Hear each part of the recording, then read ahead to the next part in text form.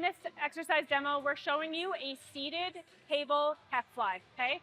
Now, most important thing here is that he's actually lining up the cable with his pec fibers. We want to make sure that we have a nice congruent arm path there. We don't want this cable higher, we don't want it lower. We want to make sure that as he pulls this out, that it's actually in line with his pecs.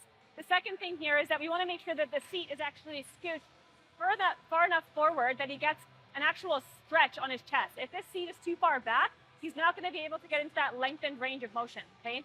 Now, as you can see at the back, where his elbows are, we want to keep the elbows in line with the wrists, and we don't want to allow the elbows to lift up. We also don't want those elbows to be down. So we want to keep the elbow in line with the wrists nice and strong. Don't allow your wrists to break either. Otherwise, we're going to have an energy leak, okay? So most important thing is that we're keeping the scapula actually hugged together and down onto the back. So we want to keep them actually retracted and depressed and not allowing them to elevate. If we elevate, we're going to get more impingement, internal rotation, and that's not going to be comfortable or healthy for your shoulders.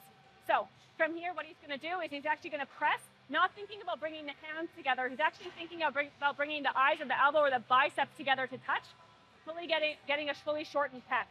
Nice and slow into that end range of motion, not letting the tension just go into the shoulders. So we're actually not relaxing here. He's keeping tension on the pec fibers.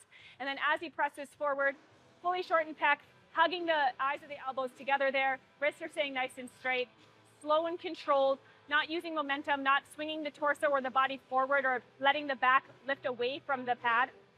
And lastly, making sure that we're keeping the head nice in alignment with the spine. So we don't want to be dropping the head forward here either, okay? So a couple more good reps. Perfect. Keeping the core engaged, keeping the feet pressing into the floor.